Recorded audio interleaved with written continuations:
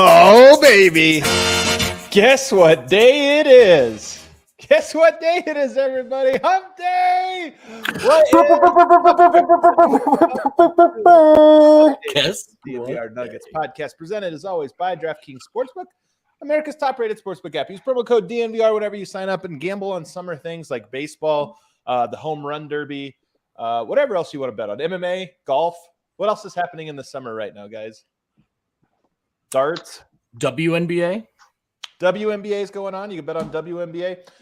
We have a full show for you today, a Wednesday edition of the show. We're going to talk some headlines, some little, we have a bunch of micro conversations for today. I've got a bunch of little, we might only spend 3 minutes on this, but they're interesting things nonetheless. Some stuff to talk about. We're also going to, I have some Jamal Murray appreciation. I've told you guys this. Every night, not every night, but most nights lately, as I sit out on my deck, it just kind of take in nature, hear the sounds of the pond.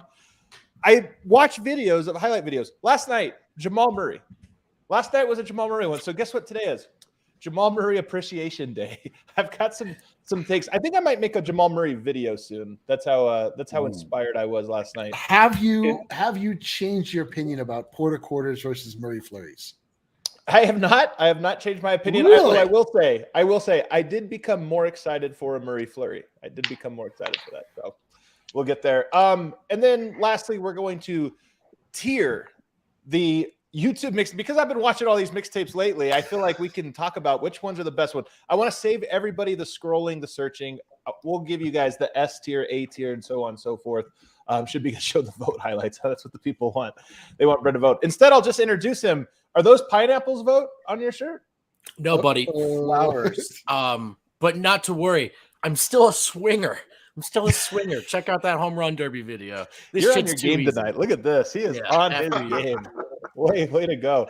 The blurry one in 8-bit from an undisclosed location. It's Harrison Wind. Oh, man. I like how you had the Jamal Murray Appreciation Night after you didn't pick any Jamal Murray highlights in our draft yesterday. That was good. Was I feeling guilty? Maybe not. Maybe it's coincidence. We don't know. And then joining us from DNVR HQ, it's D-Line Co. Yeah, you definitely have just forgotten about Jamal Murray. There's no other explanation for your Jamal Murray disrespect. I'll say it. Your flat-out disrespect for Jamal Murray yesterday. The Murray flurry being the most divine thing outside of a Nikola Jokic anything in the world of Nuggets, just in the Nuggets universe. I'm glad that you have atoned for your sins and you've gone back and realized clearly, even though you won't admit it to us, that you made a huge mistake. Well, if you want to know an admission, this is the real admission. Sometimes when I make up games for our show, I'll get distracted on what I started doing and then end up blending it because I put Jokic 3 on there, which the title was things you're most excited to see. I meant more if Jokic makes a 3, you get excited for the game. Oh, we're in a good spot. But Jokic's going to make a 3 in game 1, and I'm not going to be that excited. I'll be just a regular level. You'd be like, oh, cool. 3 points. I'm like, sweet. Yeah, on fire. You're like, cool. Now we're up by 1. Awesome. And if there's a Murray flurry, it'll definitely be significantly more exciting than one singular Jokic 3. So I screwed up. What do you want to see?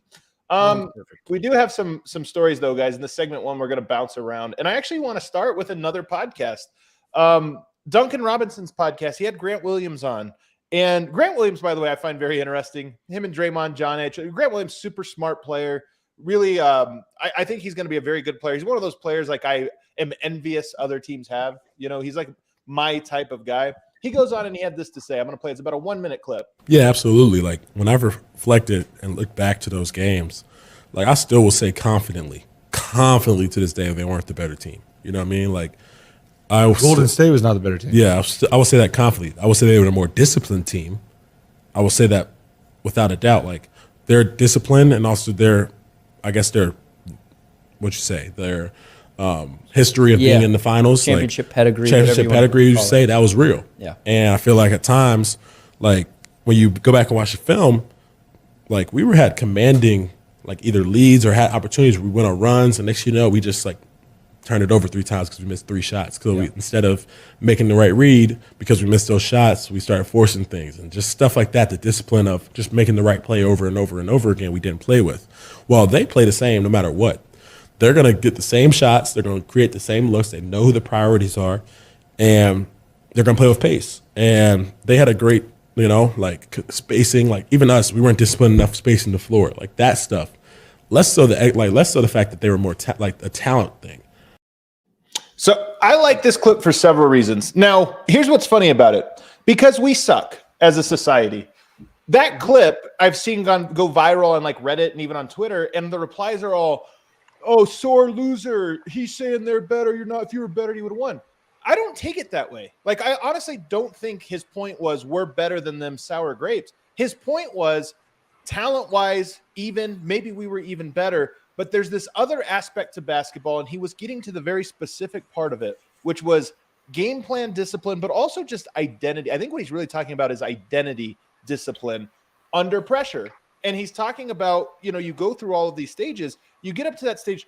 The Warriors are who they are. They play flow basketball, no matter if they're up 20, down 20, up in a series, behind in a series. It's one of the things that makes them so special. If you think back to the How's It Going of 2015, one of the things that people like Charles Barkley and Phil Jackson would always try to say publicly is, "Oh, we'll see if that stuff works when their back's against the wall." And to me, it's a fair criticism. A lot of teams think they know who they are, get punched in the mouth, and then it's harder to be who you've always been. You change. That's what I think Grant Williams was saying is, hey, we got hit in the mouth and we changed who we are. We didn't stick to it. So to me, I actually find that to be an incredible insight and detail into what he experienced going to the finals. It's why Eric picked Golden State right after one round of the playoffs last year. It wasn't just talent. It was of the teams left, they had that pedigree. And pretty much said exactly what Grant just said. So I wanted to shout Eric out there as well. And then really quick, tying it to the Nuggets. I got you, E. So sweet.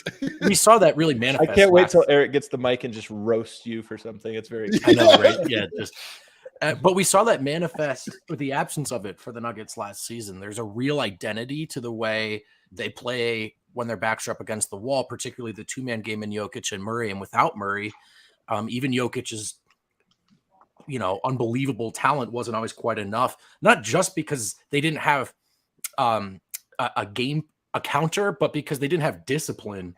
They didn't have reps and sort of how to respond to those different coverages. Yeah. Eric? No, I couldn't agree more. I disagree with him that they were definitively the better team. They just had when it came down, like that first part is about that. He deserves to get roasted for that. He needs to get. He is absolutely right that the Warriors. The thing is that the Warriors beat the Celtics the same way they beat every team. Where a team gets up, they're like, "Oh, we got them," and then the third quarter happens, and the Warriors just come out and smash you, and you're like, I went back when I heard him say this, I was like, "What was the discrepancy in turnovers game by game between the Celtics and the Warriors overall?" In the series, the Celtics turned the ball over 20 more times than the Warriors did, but it was never a lot though. 20 is a lot. Yes, but most of it came in one game. The disparity. Most of it was like two turnovers, 3 turnovers, but they were kind of in the same. And there were a couple that the Warriors turned it over more than the Celtics did, and they won those games. But his larger point and your larger point is exactly that, is that the Warriors are a monolith. The Warriors, there is a concept of the Golden State Warriors that's been allowed to happen because of who Steph Curry is and who Klay Thompson is and who Draymond Green is. And how they're going to play, and they know how they're going to play. Even if the shots aren't falling, they do. Yes. Even if the shots aren't falling, they're like, just wait. They're coming. We know they're coming, and they always come. And then at a certain point, you're like, all right, like now what are you guys going to do? And to the point that came up a lot during the finals and what makes sense now, like the Celtics are like, we don't even know kind of who, like, are you guys Jaylen Brown and whose team is it? Vogt's main man? You guys don't have an offense initiator. Are you somehow you're a 3-point shooting squad? Like that really makes sense. And their problems became very obvious as the series went on. But you're right, like. And that's to tie it back to the Denver Nuggets. Like the Denver Nuggets have a very solid core. People say that, like, if you're wanting to detract from Nikola Jokic's greatness, you'll say that, like, oh, they have to play through him. But like, they get to play through him. That is a very defined identity. The Warriors have to play through Steph Curry. Yeah, it's like, they're like, he's too much of a specialist. Like, you have to tailor your offense to 3-point shots from Steph Curry. Like, what are you talking about? Like, Nikola Jokic is the ultimate identity. And now all the Nuggets have to do is build around him. If we just have the talent to do it, that's why we all bet the Nuggets to win. I'll go even further, though, and I'll throw this to you here, Wind, after this. But the thing about the Nuggets is we are watching every game, every second. Like, we know this team as well as anybody just in terms of what they are. And so we see their peaks. And the thing is that the Nuggets fall into flow basketball for extended periods at times, and they're the best team in basketball. They're as good as this Warriors team for stretches. And that's what we're kind of going off. Like, when you got Gordon, like, oh, don't you guys remember how much they dominated the Clippers? They did this or that. Those things are real. What makes them different is the Warriors found that. And again, they didn't find it overnight. It kind of developed over time. But then by 2015, it was just like they found it and have not lost it since. Like, they are a team that just knows how to get into that rhythm and then stay in that rhythm and never break it, not game by game, series by series, and season by season. And that's the one part the Nuggets haven't. So when we all have this confidence that the Nuggets can be a championship team, it's because we've seen the peak. But the question is, can they sustain that? Can they find a way to do that? And that's where Michael Porter comes into all this, because I think we all believe Jamal Murray, Nikola Jokic, absolutely. Like, those guys just live in that rhythm. Michael Porter makes them better, but also makes it harder to stay in that. And that really is why I think it's the central question of this season. When do you kind of see it that way? And that's why I found that Grant Williams' comment so on point, because the Nuggets have to become that to win a title. Yeah. Well, the Warriors just have this incredible level of calm to them, no matter what situation that they're in.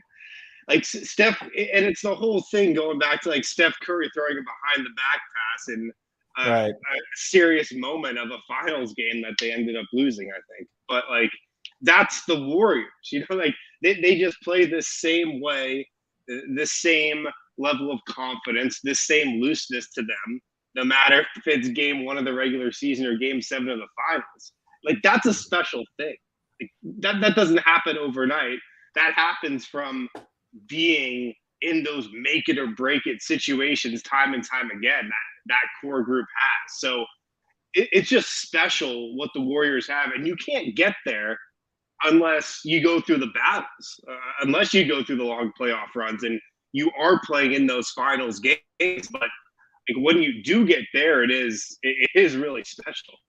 And that's where how many game 7s Murray and Jokic have played already, that's an advantage. These guys have back up against the wall reps underneath their belt. And as a unit, this group, Adam's right, so sort of unanswered question. And it's one of the big bummers about for many obvious ones about losing out on so many games from key guys. For Aaron Gordon in particular, not necessarily the team identity, for Aaron Gordon, that's why, to me, it was significant that the Nuggets didn't wave the white flag last season, that they fought, that they got back into the playoffs. His first playoff run with the Nuggets didn't go very well. The first half of this first series against the Warriors, it was going horribly. What did Aaron Gordon learn about himself and how he can contribute when it's getting really tight? But he had enough time to respond, learn that he can be productive in that environment, particularly how he can be productive. And of course, the cavalry is coming back. So significance to those playoff reps, even when you fall short, to the point that Wind was just making. And that's why Porter, and this is not, by the way, a knock necessarily on Michael Porter. Like, he just hasn't played that many minutes. Jokic and Murray Jokic and Murray were like this, by the way, early on in their tenure, where they had high peaks, but they would also fall out of that rhythm. It's just, we saw really before the bubble, but especially in the bubble, where those two guys just became one. Like, the two-man game really became a perfect synergy between both of them.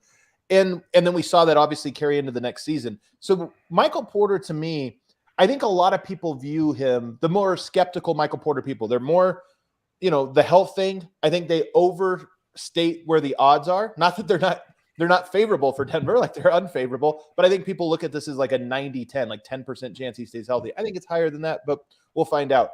But then the other piece of this is I think people overestimate or underestimate, I should say, how likely he is to find that rhythm with the Nuggets, in large part just because he hasn't played enough. And this is the thing is, the Nuggets, again, if they find that rhythm, they find that discipline. This is why Jokic at the end of the season, when he was asked about winning a title, he's like, yes, if we can play together, like if we can learn. He knows the ingredients are there. It's just, can they find that? And if they do, here's what's cool about it. The Warriors play with joy, and the Warriors get winning streaks. Like, if you look at the Warriors' history under Steph Curry, they have 15-game winning streaks like every year. They get into a rhythm that just rolls and rolls and rolls. And this is why I think the Nuggets this year, those rhythms are going to be so important. Can they get a 10? I think the highest win streak of the Jokic era is 8 games, which is kind of low, to be honest with you. Like, Ja Morant and the Grizzlies have longer win streaks than the Jokic era Nuggets.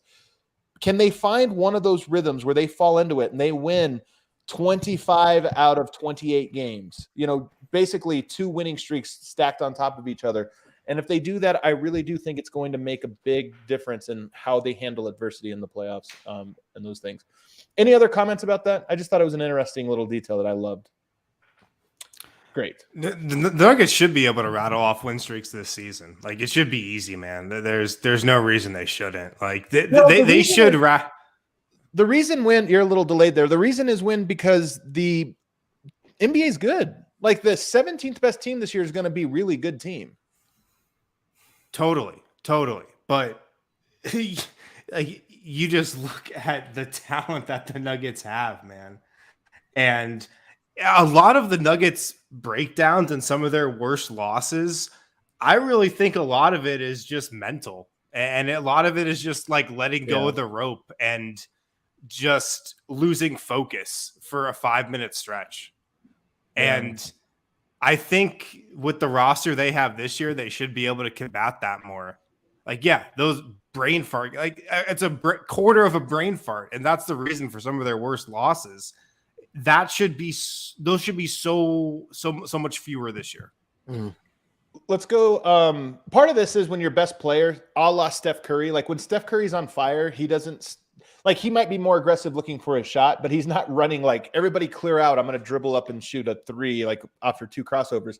And Jokic is the same way. Like, whereas with, say, a Kevin Durant or James Harden's, great players by their own right, when they get going, there is a sense of like, what am I doing now? I just stand out of the way, right? With Jokic and with Steph Curry, the system doesn't change just because you're on fire. Just they turn up the intensity maybe a little bit. And I do think that's part of holding a rhythm.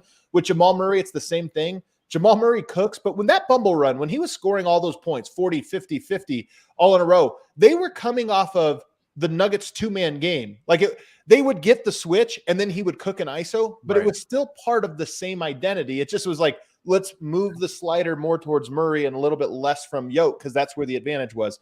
Michael Porter is the one that we haven't seen that.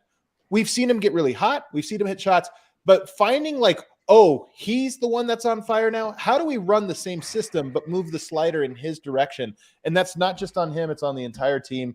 And that to me is kind of part of this whole thing about, do you stay in rhythm through highs and lows so that the game just is steady? You're constantly in that flow. Let's move on. The nice thing. Okay. Oh, go ahead. I was going to say that the nice thing really quickly is that Michael Porter Jr. in that context is a little bit of a luxury. Like, the Nuggets know when their backs are against the wall, that 2-man game is the thing they can always go to. When things break down, the way Grant Williams is talking about, and they're like, what do we do? What do we do? It's like, clear out, 2-man game.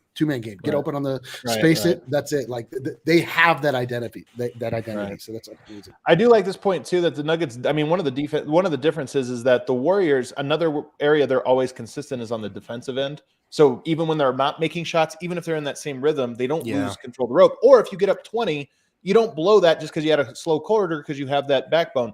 And that's one area where I think Denver, you talk about Aaron Gordon, Kentavious Caldwell-Pope, those 2 guys in particular need to be the Draymond Green, where it's like, no matter what happens, we're going to defend. We're up 20, not time to take a foot off the gas. I think this is one of the traits of the Jokic era Nuggets. You get up 20, intensity's a little low.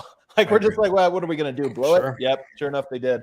So I think that is like, if you could, as a coach, sit down with Aaron Gordon and KCP this year, be like, hey, your responsibility is never let these guys take their eyes off the prize. They got to constantly at all times be there. Let's take our first break. On the other side, more headlines, including some Jamal Murray. At DraftKings Sportsbook, guys, the action never ends, especially this summer, with tons of ways to bet on all your favorite sports. You can fuel your fandom and feel the heat of the season like never before right now. Right now, DraftKings Sportsbook is giving new customers a risk-free bet up to $1,000. That's right. Make your first bet up to $1,000. If it doesn't win, it's all good. You'll get another shot to cash it in. Download the DraftKings Sportsbook app now. Use promo code DNVR. Make your first deposit and get a risk-free bet up to $1,000. That's promo code DNVR only at DraftKings Sportsbook. Minimum age and eligibility restrictions apply. See show notes for details. Also, got to talk about the good folks at Green Mountain Dental Group. They've been in Denver forever. They're Colorado through and through. A lot of us here at DNVR, we go there to get our teeth cleaned, get wisdom teeth pulled, get cavities filled. They're great at what they do. Like I said, they're Denver people. Schedule a cleaning, x-ray, and exam with them. Get a free Sonicare toothbrush today. Again, schedule a cleaning, x-ray, and exam at Green Mountain Dental Group. Go visit them and get a free Sonicare toothbrush today. Like how you emphasize toothbrush. Guys, I have a tweet I want to share with you. It comes from none other. His name on Twitter is Danger Russ, which is first of all hilarious. When I text you, is it Russell Wilson? It means I'm dialed in. Vogt, you're a Twitter expert. That's sort of your role here at DNVR. What? How would you rate this this tweet? Well, here's the thing about Twitter. There are many of us consider ourselves agents of taste and nuance, but in reality, Twitter's number one golden rule: play the hits, baby. And Russ knows the hits. Russ knows that this happens when he plays his own music, and I respect it. I really do. It's so funny because you're right. The athletes on Twitter are basically like rock stars at a concert. We're like, how's everybody doing tonight? Like, woo! You guys know what I like? Denver. Oh my God, he's the best city. Russ just does this stuff. It's so corny and it never gets old. I hope he never changes. Eric, are you all in on this corniness? So one of my favorite segments from internet smash hit Online with D-Line was we did a segment called How Many Likes Did This Totally Banal Tweet Get? Where you had to guess how many likes a completely banal tweet from an athlete received just based on the fact that they were an athlete tweeting something. That particular one you just showed got 18,000 likes. So, you know what? We were kind of discussing the I suppose the ins and outs of Danger Russ's personality. That man is an absolute politician. He just that is his way of shaking a baby and kissing a hand on the internet. Yeah. He's just going through like nasty. I hope that if you received a text where Russell Wilson just sent you just a phone, and you'd be like, oh, looks like he's dialed in. Thanks for texting that to me. We got some more. I don't know if this is news. It actually was just brought to my attention a little bit earlier. Let me shout out whoever brought it to me. Rick's in Addiction, a.k.a. Wes on Twitter, pointed me out to a leak, a supposed jersey leak that has come out for the Nuggets. This, again, it's early. We're probably going to get this in a month or so. We'll get the updated, but this is one that has leaked from a somewhat reputable jersey leaker. You got the same three Nuggets. Casey Vitelli, would you say his name is the name that's largely ghosted on that image? Casey Vitelli. You're like, this came from an unknown source. That's why we keep the artist on the show.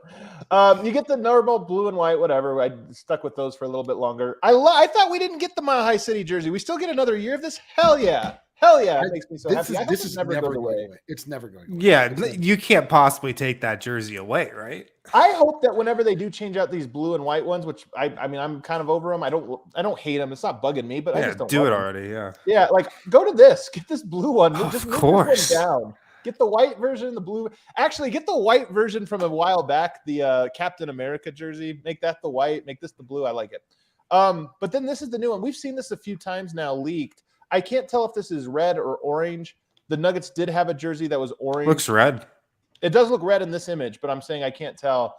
Eric, you're our expert. Actually, Harrison, you go first. Are you in on this design if it turns out to be true?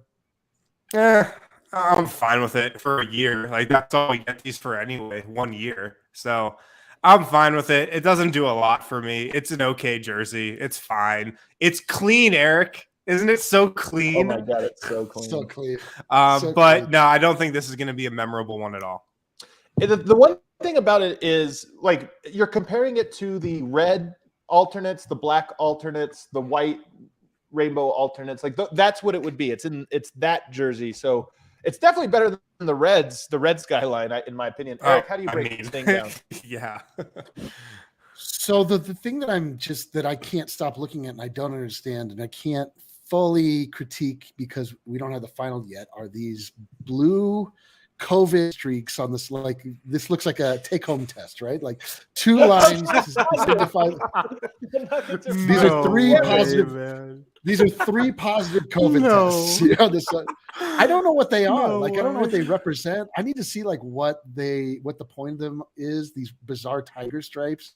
I mean, obviously the idea of bringing back retro Nuggets designs from the history is, you know, moderately powerful. I can say that this is a jersey that is like echoed throughout the history and throughout the organization of the Nuggets.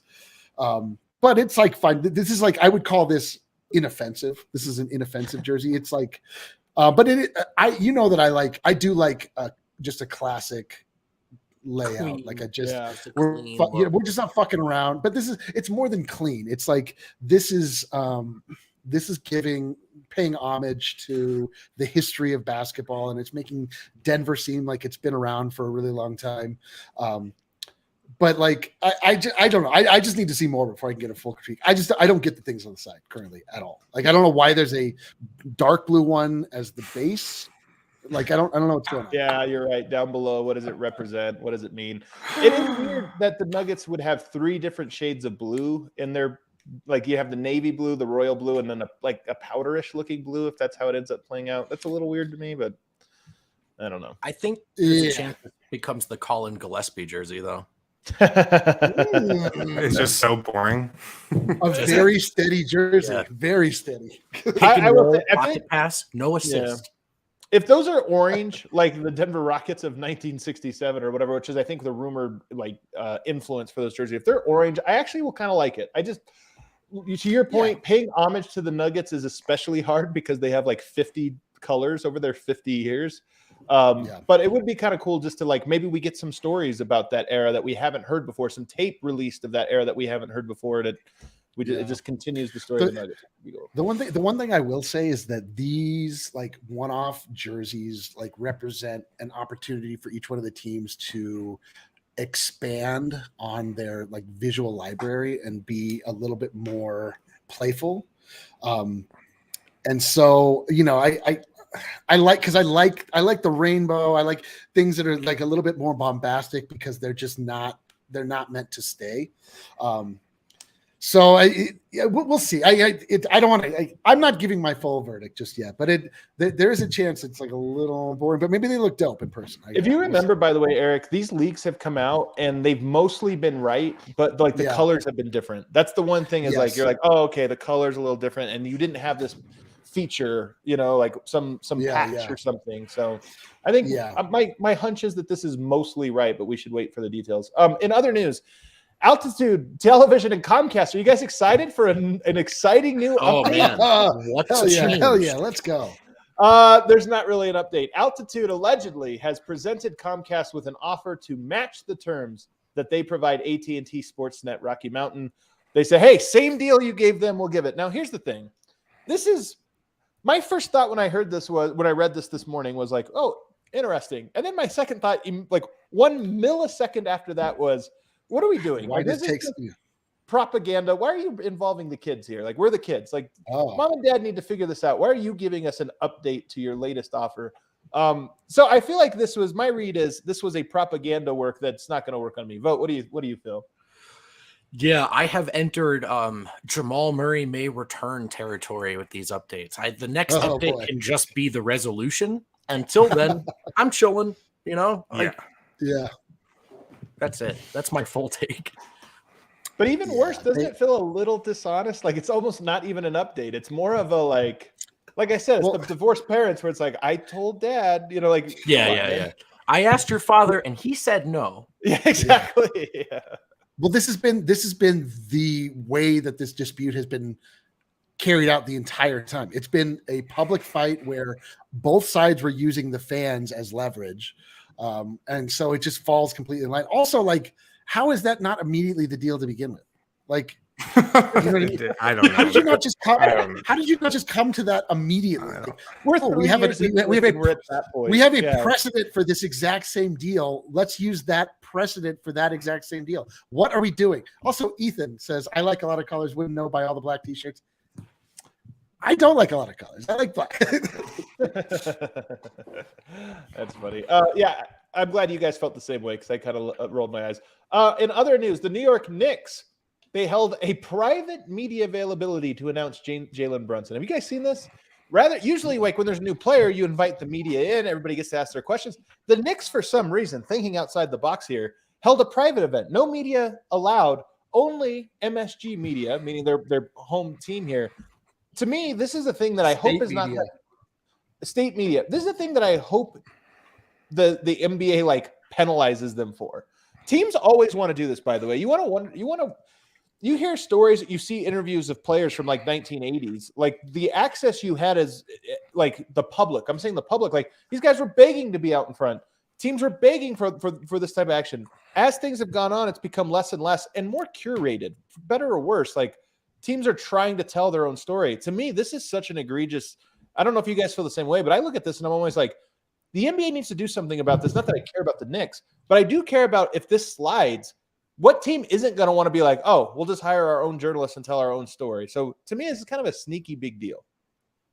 Yeah, no, I agree. I mean, it's a real bad look. Thankfully, I don't think a lot of teams have done this kind of shit in the past. I don't think a lot of teams are.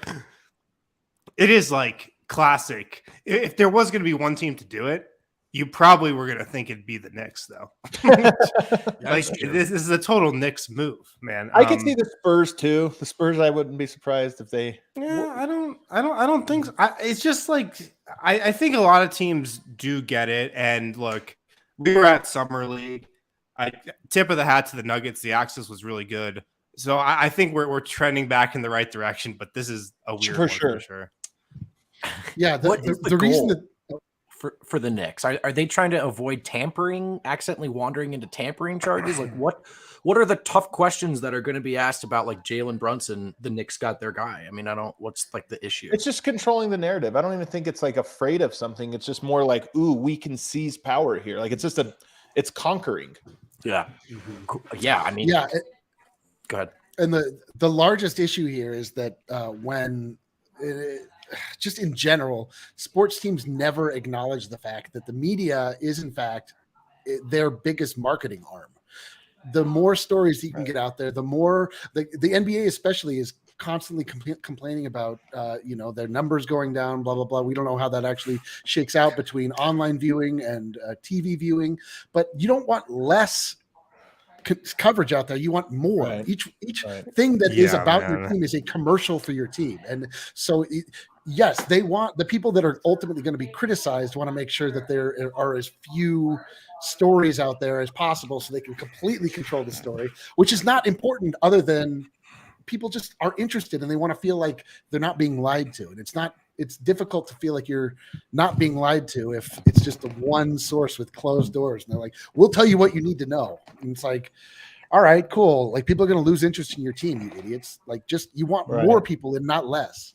I think like this is the thing that's weird is in this day and age, especially the old heads, they just don't get how unimportant bad press is. Like everybody feels like, oh my God, they're going to criticize the trade. We got to bury this. We can't let anybody. It's like, dude, nobody pays attention to anything for more than 30 seconds. Like it just everybody moves on the next day, and then they pay attention to it very closely, and they're paying attention to it.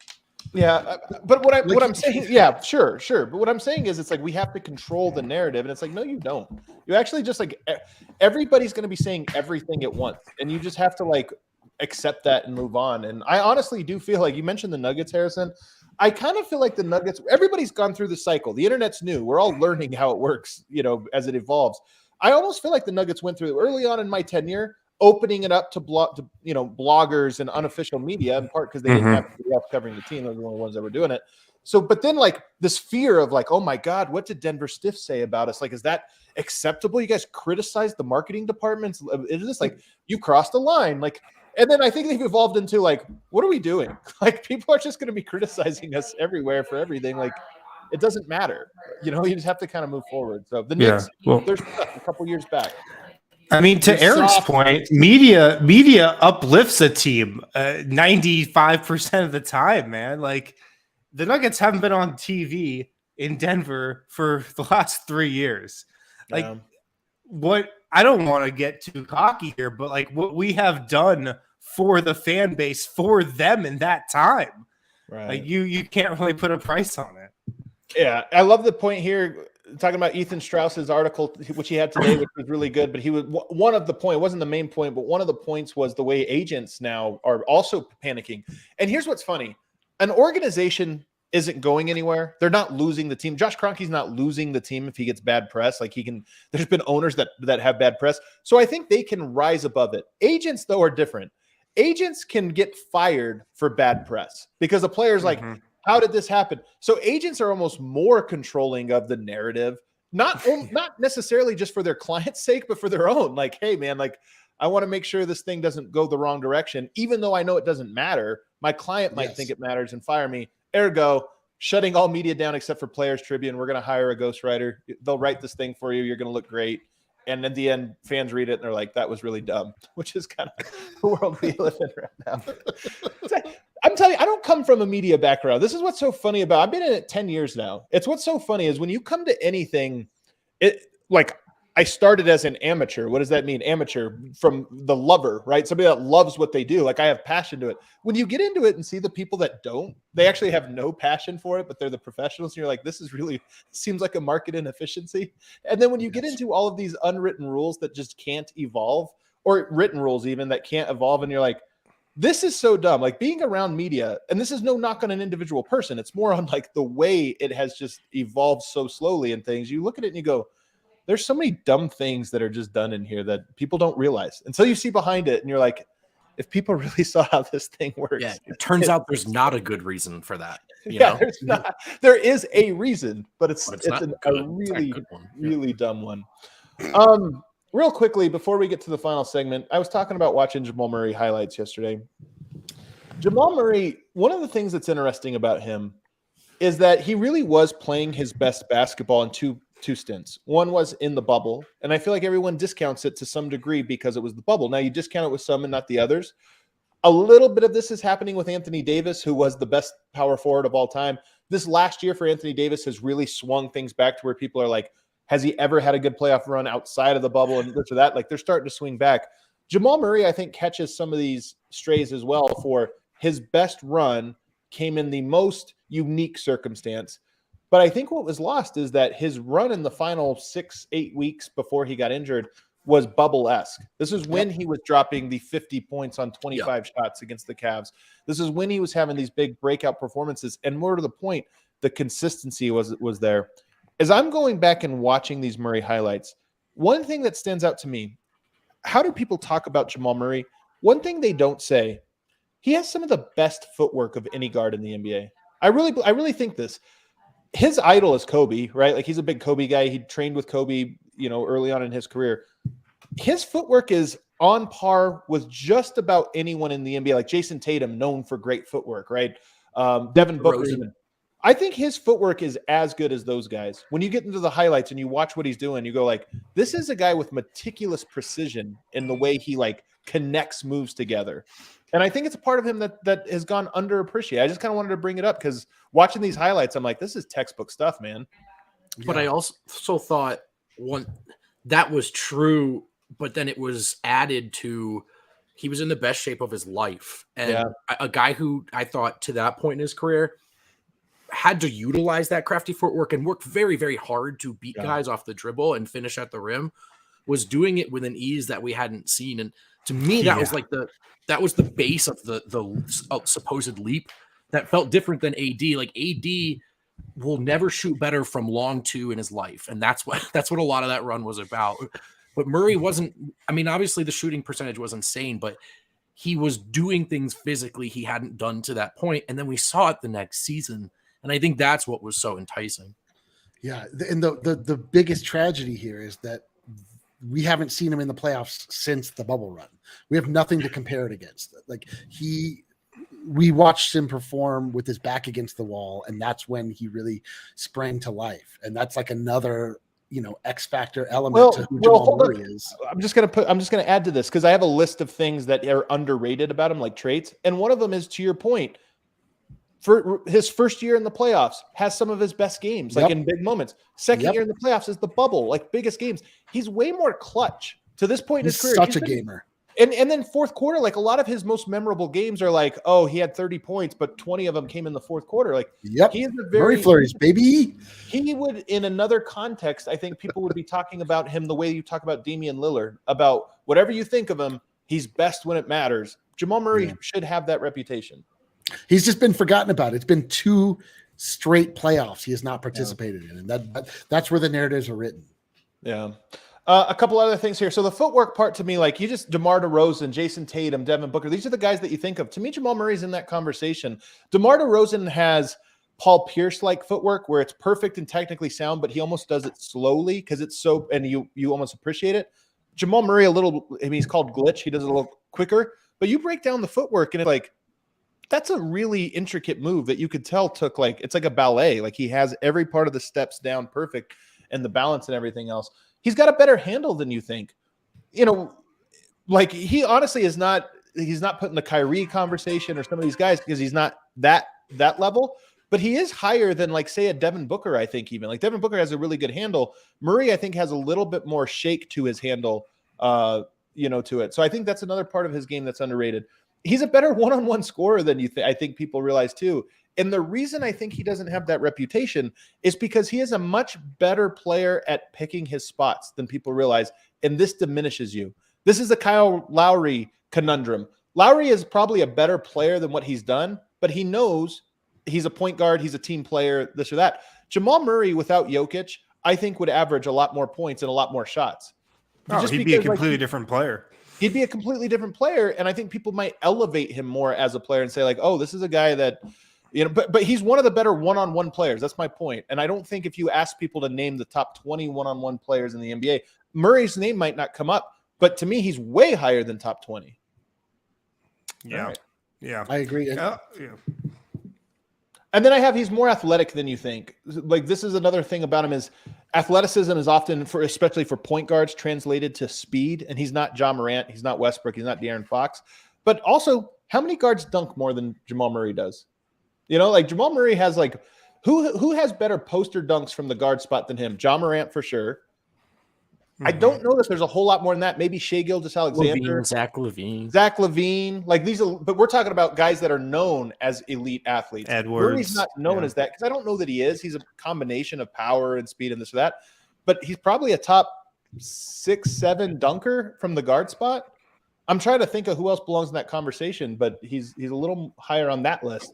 What he lacks is he's a less consistent shooter than I think his reputation, and this is also part of it, is he's known. If you ask people what's his best skill, they'd be like 3-point shooting. I'm not even sure it is. It's a big skill of his, but that's the part of his game that has been a little less consistent, where like Devin Booker, everybody knows he's gonna be a 40% volume 3-point shooter. Murray, sometimes he's 100% three-point shooter on a 50-point game, but he also goes through big slumps, unlike most guys known as shooters.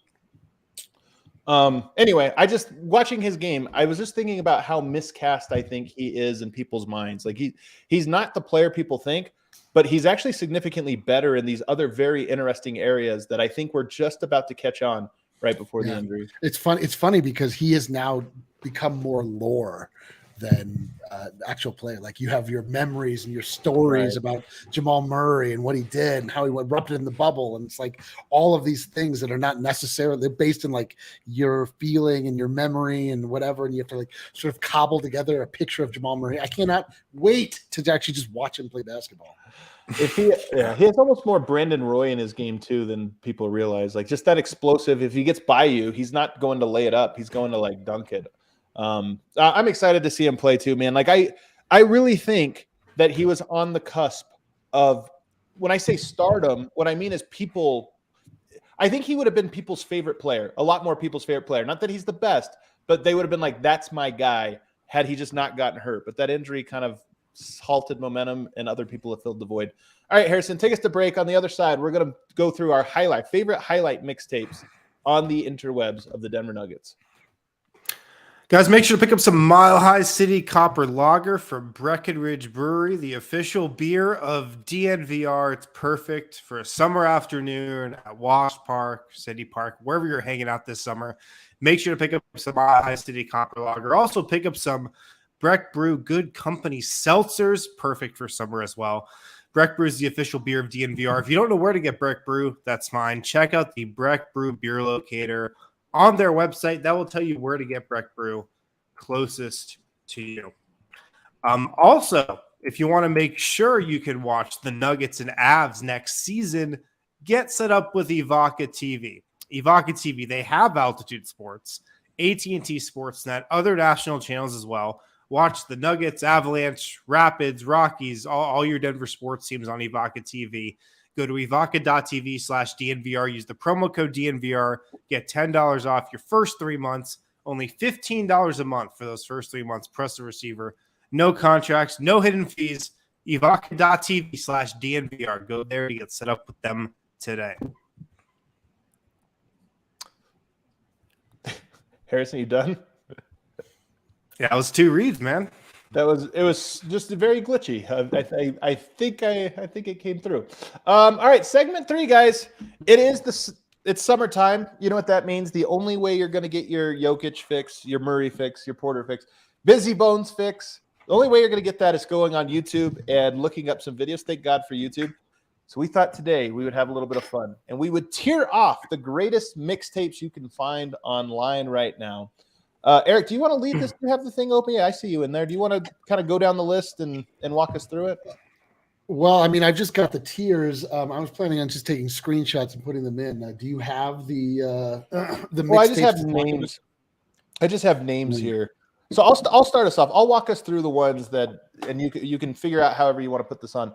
The first one I have on my list, Michael Porter Jr., every single basket made, 2019-2020. I honestly truly believe it's S tier. And I think when you're talking about Porter, you're talking about a guy with a lot of question marks, a lot of concerns, a lot of holes. And man, why do we talk about that guy so much? That's because the highlights, the top end stuff, it's not A tier. It's not A plus tier. It's S tier. And if you've forgotten, go check this video out. You'll get real hyped real fast. So what this is it's literally every basket he made. It's like 140 or something like baskets. And here's the context for it. It's his rookie season, and he shot 60% effective field goal percentage. Meaning every time the ball left his hand, he made basically 1.2 points. Like every time he let go of it, it was basically worth 1.2 points, which is absurd. It's an absurd number. Those are Jokic level efficiency numbers. So you think, all right, he must have got a lot of easy shots. Not the case.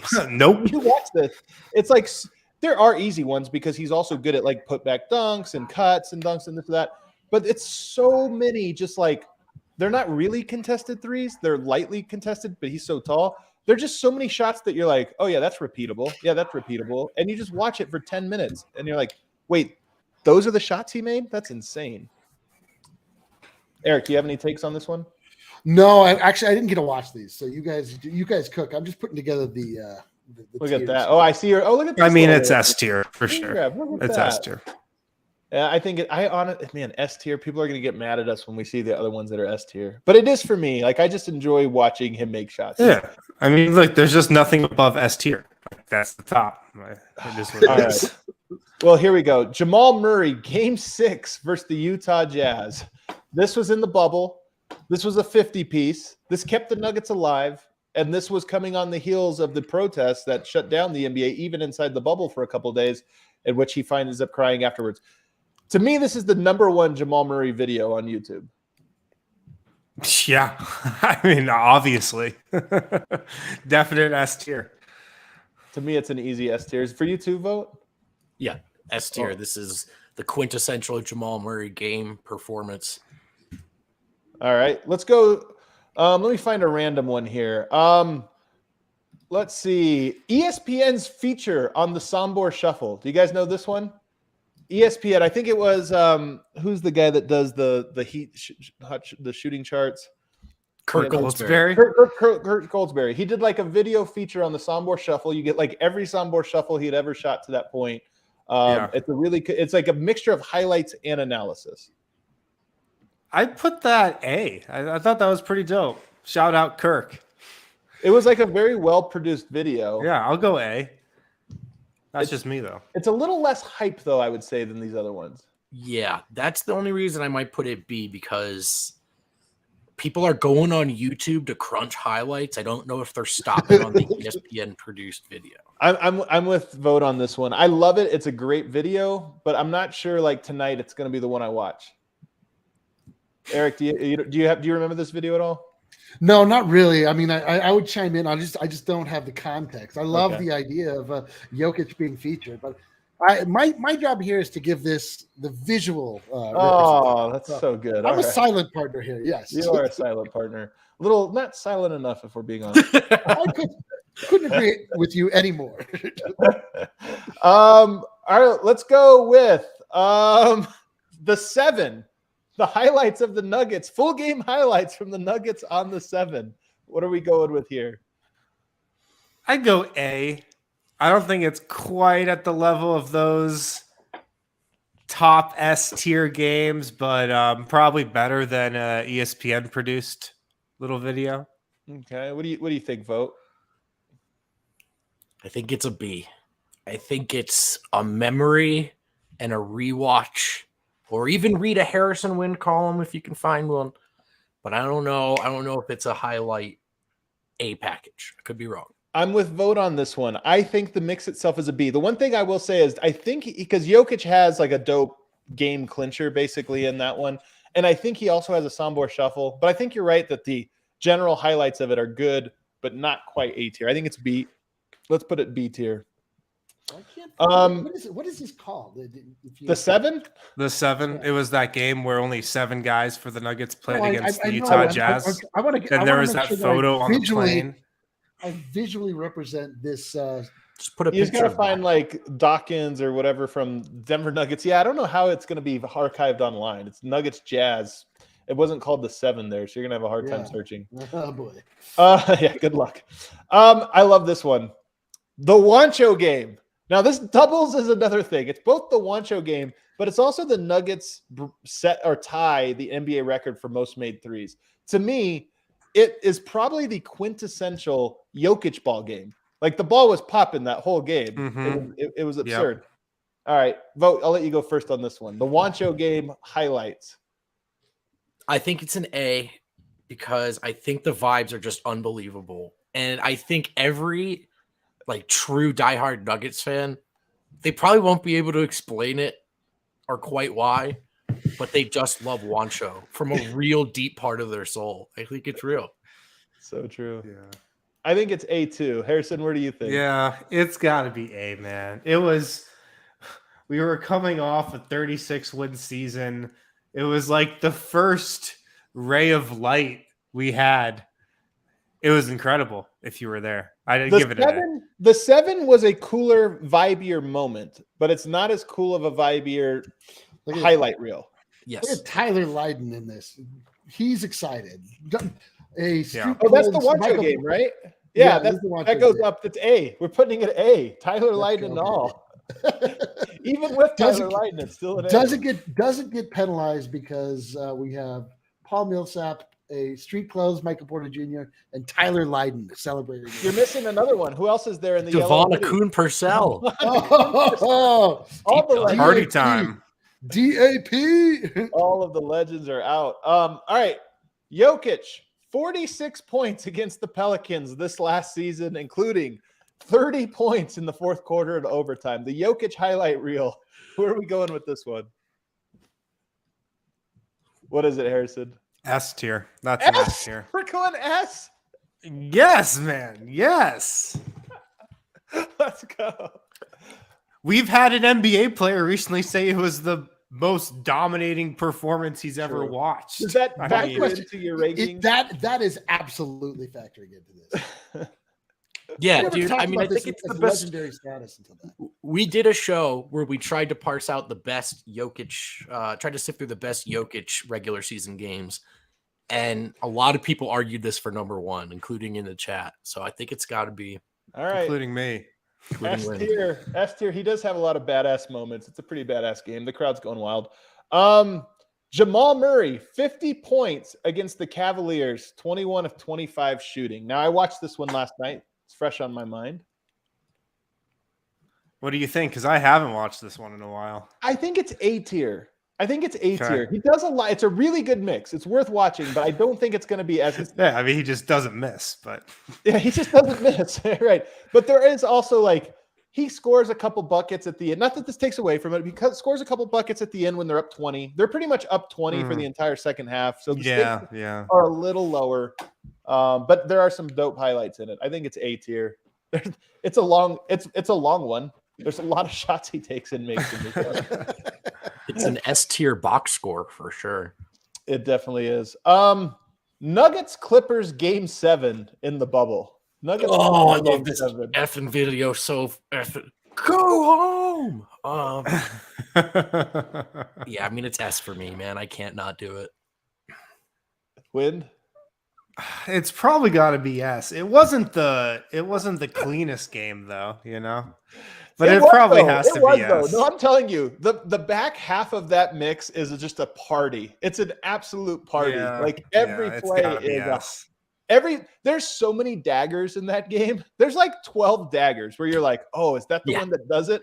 And they just keep stabbing. They just keep going more and more. And each time Doc Rivers walks off the bench in that Sam Polo and says, "We got it. We're good. Yeah, we're all right. We're all right." You're like, dude, Come on when that happened? Come on. Yeah. There's also, don't forget, Paul George hits the side of the backboard on a wide open 3 in this one. There's like, you're right. This is S tier. That's an S tier one, man. It's right there. Nuggets Clippers this season. Jokic, 49 points. Takeover game. Oh, I mean, if we got the New Orleans, if we got the New Orleans one there, this has got to be S tier as well. Vogt, are you going S tier for that one? I follow Wynn's logic. He makes a strong argument. I'm going to throw it to the chat. I'm torn between A and S, but it's probably all right. I'm going A. I think it's an A one. It was a really good mix. I think Eric's right. The only reason the 46-point game is S tier is because it got the shout out. I think it's A. But it got the shout out because it was one of the coolest things anyone's ever done. We never talked about it in the way that it was talked about as the most dominant. Well, I don't know. When did I had that? When did I had that? We actually did. You're right, because I thought the 49-point game was his best of the year, and I remember you guys thought it was the 46-point game. Tomato, potato, they were both perfect, but only one can be A tier. I like this answer. Oh yeah, the red headband. You know what? Here. Dude, that's red headband game. That's right. This was the 1,500 game. We'll go headband game. I've never watched those highlights though. I've never either. They're great. I was there. I don't need to watch it. You know. So are we going? What are we going? B tier then? Wait, that was the one game I missed. I don't even remember who they were playing. The Memphis Grizzlies.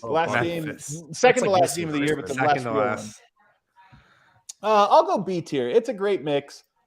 It is a cool moment. Like him getting that mark and everybody knowing it is really cool. The fact that he checks back in a red headband. The fact that he gets the red headband is iconic, but it's like the 7. It's more iconic than it is a great highlight mix. Yeah, I gotcha. So we'll go B tier. B tier. Yeah. I don't love this one. Bones Highland season mixtape. I actually watched this one. Now here's the thing. Not that great of a vid. We need Maximilian. You guys know he makes the best one. Dunk Comp and Maximilian, they have the cleanest looking ones.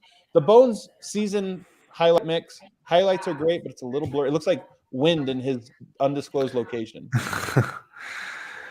I feel bad because I feel like that shouldn't knock a highlight mix down in the tier rankings, but kind of does. Yeah. So where do you want to put it? C? I'm gonna put it. Yeah, I'd probably go C, just because of that. We need somebody. One of you good video editors, man. You need to go make a Bones Highland mix.